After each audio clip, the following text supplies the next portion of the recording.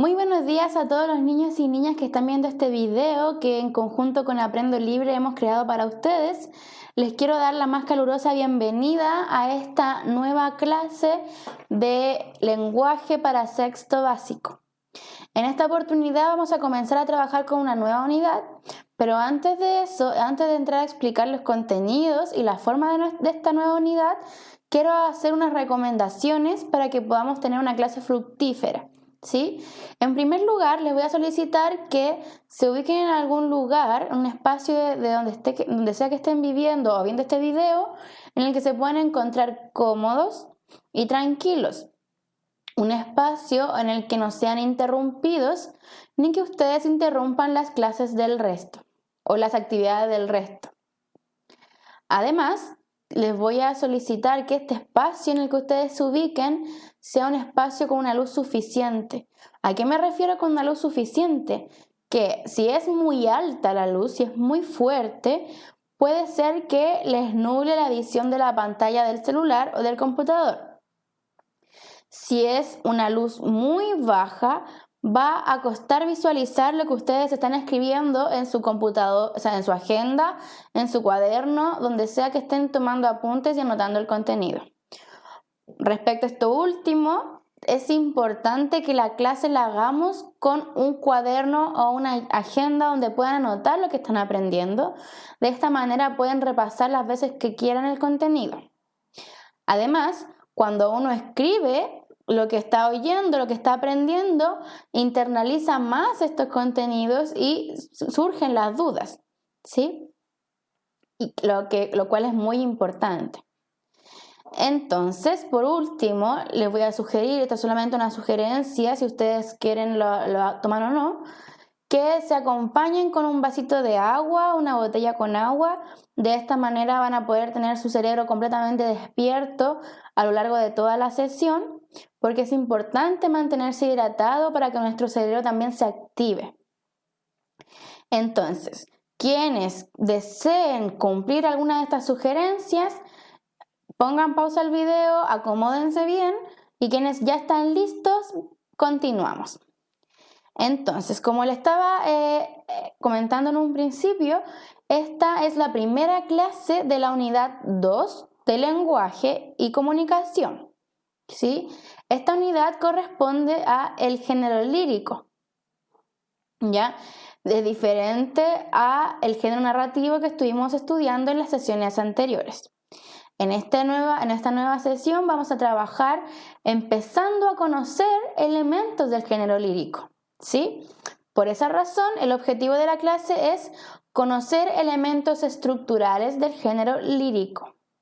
¿A qué me refiero con conocer elementos estructurales del género lírico? ¿Qué es? ¿Cómo se conforma? ¿Cómo lo podemos reconocer? ¿Sí? Entonces, comenzamos. Antes de internalizarnos más en el contenido, es importante recordar que nosotros hemos estado trabajando con un esquema del árbol, ¿sí? Y en este árbol nosotros podemos situarnos, visualizar lo que vamos trabajando. Recuerden que una rama corresponde a los textos literarios, como la podemos ver acá, mientras que otra rama corresponde a los textos no literarios y lo que se desglosa de ellos. La unidad anterior y esta unidad nos estamos centrando solamente en los textos literarios, porque recuerden que los textos literarios son aquellos que se basan en la ficción, donde la ficción predomina, ¿cierto? Lo que más podemos reconocer en los textos literarios es la ficción o la fantasía, a diferencia de los no literarios que se basan en la información real, y eso es lo que predomina en ellos. Entonces, de este árbol ya hemos estudiado los textos narrativos y los textos líricos. Vamos a comenzar a estudiar ahora. Texto lírico. En primer lugar, nos vamos a preguntar, ¿qué es un texto lírico? ¿Qué entienden ustedes por un texto lírico? Veamos. Es una forma literaria que se caracteriza por la expresión de sentimientos, ideas y reflexiones. El género lírico es un género muy entretenido, muy importante también, porque está en relación directa con la interioridad de la persona. El género lírico, como dice acá, busca la expresión de los sentimientos, de las ideas, las reflexiones, incluso la expresión de los pensamientos, pero todo eso relacionado con uno mismo, ¿sí? Cualquiera puede escribir poesía o poema porque tiene que ver con la interioridad de nosotros, ¿cierto? Lo que pasa dentro de nosotros. ¿Dónde podemos encontrar el género lírico? ¿Ustedes dónde creen que podemos nosotros encontrar género lírico?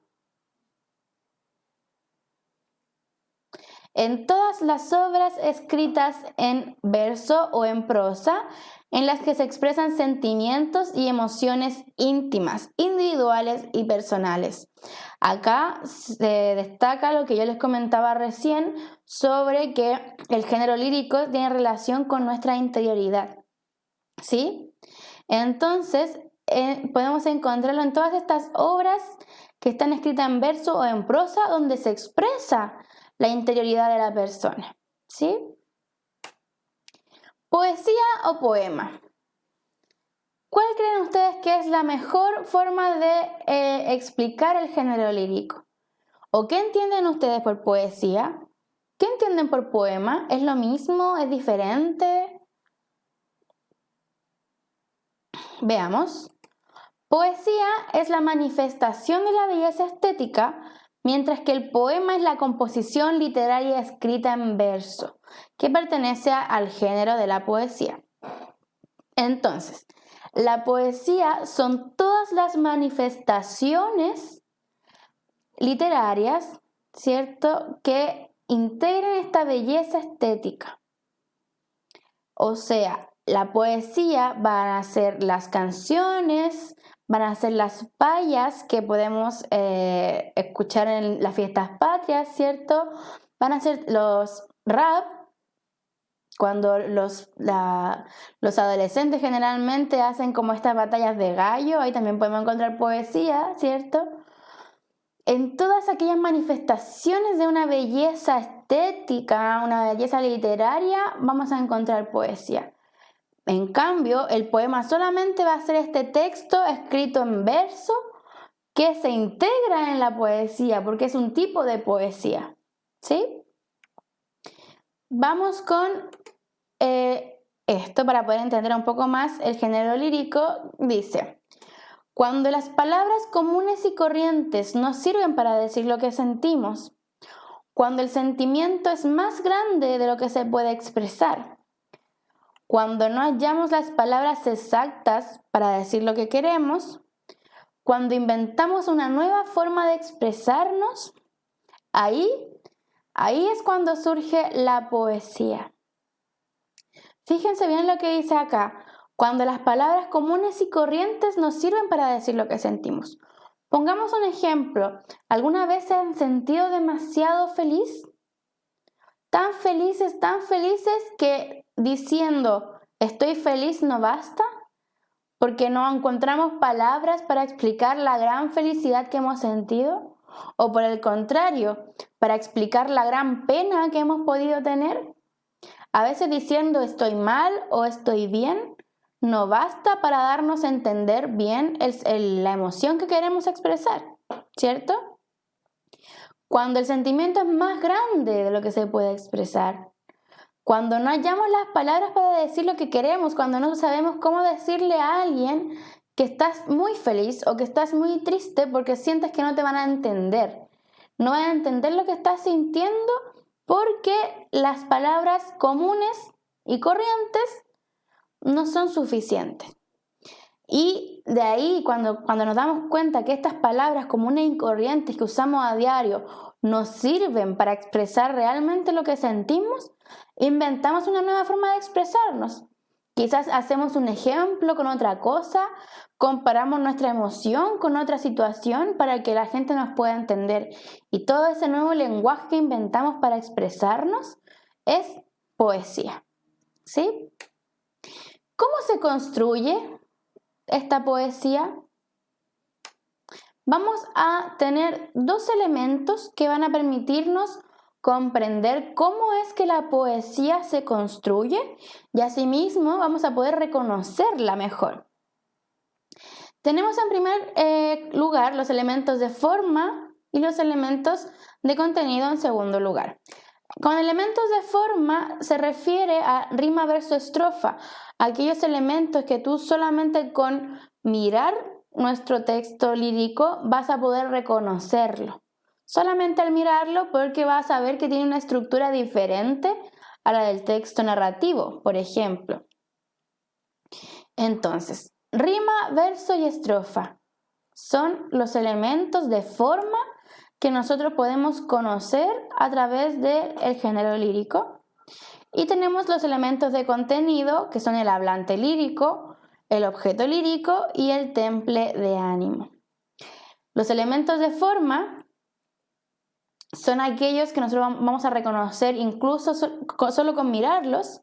Y los elementos de contenido es la información que nosotros podemos tener del poema, ¿sí? ¿Quién habla? ¿De quién está hablando? ¿Qué es lo que se siente? Toda la información que nosotros podemos sacar del poema van a ser los elementos de contenido, ¿sí? Hablante lírico, objeto lírico y temple de ánimo. Perdón. Veamos un ejemplo. Oye, me dio una fiebre el otro día por causa de tu amor, Cristiana, que fui a parar a enfermería sin yo tener seguro de cama. Esta es una canción, una estrofa de una canción de Juan Luis Guerra. Una canción, recuerden que es poesía, ¿sí? Acá podemos ver la rima porque tenemos que en los versos finales vamos a encontrar una igualdad o similitud de sonidos. Si se fijan, todos los versos terminan con iguales. Verso 1 y 3 terminan en IA y verso 2 y 4 terminan en A. Y eso le da como un sonido especial, ¿cierto? Oye, me dio una fiebre el otro día por causa de tu amor, Cristiana, que fui a parar a la enfermería sin yo tener seguro de cama. ¿Se dan cuenta cómo esta rima le da incluso una musicalidad, un sonido especial a nuestro poema o a nuestra canción en este caso? Oye, me dio una fiebre el otro día. ¿A qué se refiere esto? ¿Qué reconocemos aquí? El verso, ¿cierto? ¿Por qué? Porque el verso es la primera división estructurada del poema. Es una frase o una oración y entra en función cuando forma una estrofa junto a otros versos. Es decir, para que pueda llamarse verso, para que pueda tener su función, tiene que estar acompañado de más versos. Si está solo, solamente es una frase o una oración porque no podemos sacar información de ahí. Oye, me dio una fiebre el otro día. ¿Sí? En cambio, si lo juntamos con los otros versos, se puede sacar más información. Me dio una fiebre el otro día por tu amor. ¿Sí? Entonces, hemos visto rima, verso y ahora vamos a ver esto. Oye, me dio una fiebre el otro día por causa de tu amor, Cristiana, que fui a parar a la enfermería sin yo tener seguro de cama. Acá tenemos una estrofa, ¿cierto? Y una estrofa es un conjunto de versos que se reiteran en el poema, ¿ya? Entonces, cuando tenemos varios versos juntos, esto es un verso, ¿cierto? Lo que ven acá al ladito es un verso. Y cuando tenemos varios juntos, vamos a llamarlo estrofa. Y las estrofas también se separan, ¿cierto? Que nos quedaría así. Por ejemplo, oye, me dio una fiebre el otro día por causa de tu amor, Cristiana, que fui a parar a la enfermería sin yo tener seguro cama. Y me inyectaron suero de colores, ¿eh? Y me sacaron la radiografía. Y me diagnosticaron mal de amores, al ver mi corazón como latía. Oye, y me trastearon hasta el alma, con rayos X y cirugía. Y es que la ciencia no funciona, solo tus besos, vida mía. Si se dan cuenta, acá tenemos poema una canción porque tiene una secuencia de estrofas y las estrofas se conforman gracias a un conjunto de versos. Y todo eso, en todo aquello podemos encontrar rimas. Si se dan cuenta, en las tres estrofas vamos a encontrar versos que terminan IA. Miren, el verso 1, el verso 3 terminan en IA. De la segunda estrofa tenemos que el verso 2 y el verso 4 terminan en IA. Y de la tercera estrofa también el verso 2 y el verso 4 terminan en IA. Y eso hace que le dé una musicalidad diferente y se pueda leer como poema o como poesía. Ahora quiero este otro elemento que también es muy importante reconocerlo, que también es parte de la poesía, pero lo encontramos menos. Voy a leer y ustedes me siguen. Ruido, ruido y hombres pálidos. ¡Ruido! Casas y casas y casas y casas con 1, 2, 3, 4, 5, 6, 7, 8, 9. 1, 2, 3, 4, 5, 6, 7, 8, 9. 1, 2, 3, 4, 5, 6, 7, 8, 9, etcétera, etcétera, pisos. Público, público y público. Dolor. Público, público y público. Bencinan las cosas, bencinan las almas, bencinan las bestias. Bencina y oro. Oro y bencina. Bencinan las cosas, bencinan las almas, bencinan las bestias. Bencina. Así es. Así New York, la máquina burocrática y mala. Y un cielo cualquiera, ordinario, amarillo, de cuarto, quinto, sexto o séptimo orden, sobre el vasto poema trunco y muerto, muerto y trunco y la vanidad azul de los edificios norteamericanos. Acá también tenemos que el autor de este poema está trabajando con un lenguaje que no es común, ¿cierto? Y lo podemos detectar cuando dice bencinan las cosas en las almas, ¿sí? También podríamos quizás decir que aquí se está haciendo una crítica a Nueva York por cómo se ha industrializado la ciudad y es tanta la industria en esa ciudad que ya todo tiene bencina, incluso las almas. Le está quitando un poco la humanidad, ¿cierto?, a las personas y a ese espacio, porque está diciendo que Nueva York es una máquina que tiene a toda la ciudad bencina, ¿cierto? Entonces, él, ¿de qué forma hace esta crítica para poder entender su molestia quizás con este lugar? Con un lenguaje que no es común, repitiendo palabras, repitiendo números, repitiendo las cosas en primer lugar y en segundo lugar atribuyéndole a cosas que no lo tienen, por ejemplo, aspectos como que estén cubiertos de bencina, ¿sí? Ruido, ruido, hombres pálidos. Después habla de casa, repite 5.000 veces casa, repite los números muchas veces. O sea, está usando un lenguaje que no es común para poder realizar una crítica, ¿cierto? Cuando nosotros quizás leen una crítica, si es que han podido leer alguna crítica sobre algo, van a darse cuenta que no usan este lenguaje. Sin embargo, acá Pablo de Roca, que es el autor de este poema, utiliza un lenguaje diferente y también se enmarca dentro de la poesía, pero tiene el nombre de prosa poética, ¿sí? ¿Por qué prosa poética? Porque esta es una composición literaria, una composición poética, pero está escrita en párrafos, ¿sí? Este es solo un fragmento de aquel poema, si quieren leerlo pueden buscarlo, se llama New York, New York, y es de Pablo de Roca, y es solamente un fragmento de este poema, pero este poema está escrito en párrafo, algo que no encontramos comúnmente dentro de la poesía, ¿cierto?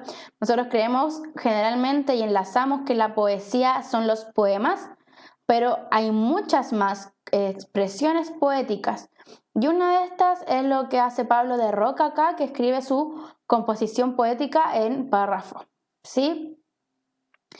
Y por último, ya hemos visto los elementos de forma para poder comprender qué es la rima, qué son los versos, qué son las estrofas, y también conocimos un elemento menos común que los anteriores, pero también existentes, que es la prosa poética, que son estos tipos de textos líricos que se escriben en párrafo. y que lo podemos distinguir por el lenguaje que utilizan, como acá en Pablo de Roca, que utiliza un lenguaje muy fuera de lo común. Viendo estos 4 elementos ya, quiero saber qué poetas o poetisas conocen ustedes.